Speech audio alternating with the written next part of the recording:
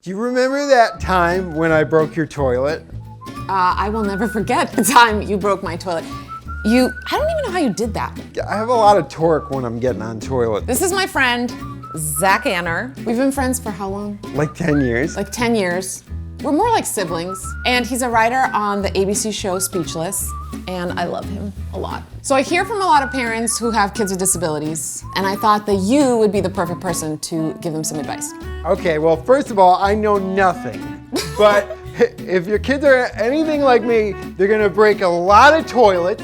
So, like, your toilet budget should be pretty high. It's true, I can attest to that. But if you want more general advice, I guess I'll give you like 4. All right, number 1. I would say be okay with watching your kids struggle. Like when I was younger, like getting dressed independently was like a huge deal for me. It took me like 2 hours to put on my socks the first time. Oh my gosh. And my mom was just downstairs like stressing out, pulling her hair out, sweating. But she let me struggle, and now it only takes like 5 minutes for me to put on my socks. Okay, I love that because I feel like that's even just a great general parenting advice.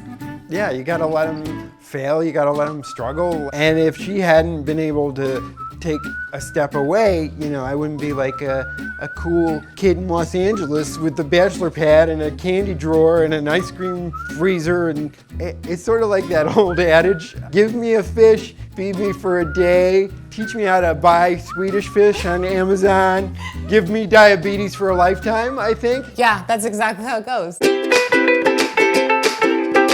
All right, what's your second piece of advice? Raise your kids to be considerate, thoughtful adults who aren't always the center of attention. When you have a disability, a lot of times the world just sort of revolves around you, and getting used to that is dangerous. It breeds codependency and sometimes like not a weird type of narcissism. And you're not a narcissist at all. I am a narcissist. I'm a total narcissist. I don't know if you've noticed, but I park in the middle of doorways and hallways all the time so that no one else can get through. And I don't even realize that I'm doing it. It's just sort of like, I'm here, the party started, no one can leave.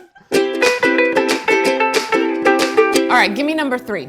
Be careful about accidentally patronizing your kid. There's a tendency to give kids with disabilities credit that they haven't earned. My brother used to make my mom breakfast on her birthday, and I used to get up in a huff because I was like, say that I helped and like I did something, but I didn't actually do anything. Finding the ways that your kid can actually contribute, help build like strong self-worth, but that's realistic. So basically, don't give them credit for something they didn't even do. Find something they can do and then give them credit for that. Like, let your kids' passions lead rather than the disability, because families and individuals with disabilities conflate those things with identity. Whereas if you find what the kid is passionate about, then any struggle that they deal with can be expressed through that passion. And then you're not just identified as the guy with cerebral palsy. Yeah, that's the guy that breaks the toilets. That's my friend who broke my toilet.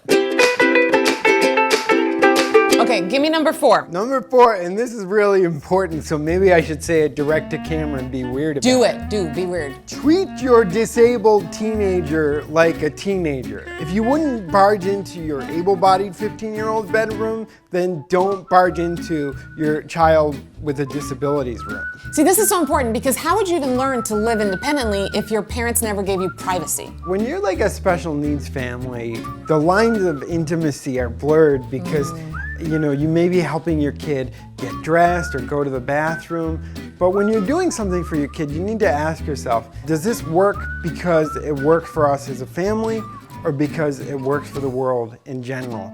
Because you want to prepare your kid for the world. Zach, thank you for doing this video. Well, don't thank me, thank my mom. She's the reason I have anything of value to say. Susan is amazing. I love her. And next time, we're gonna do a video at my house. Except you're not allowed to use my toilet. All right, well, where do I poop?